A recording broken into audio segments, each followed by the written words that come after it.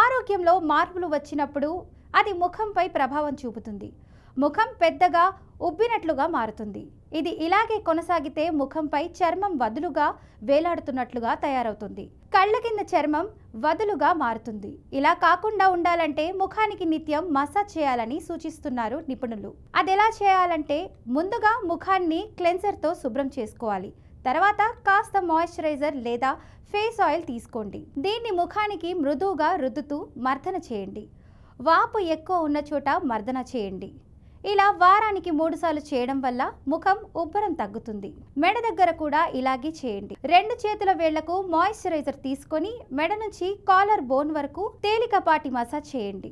ఇలా చేయడం వల్ల మెడ వద్ద ముడతలు కొద్ది రోజుల్లో మాయమవుతాయి.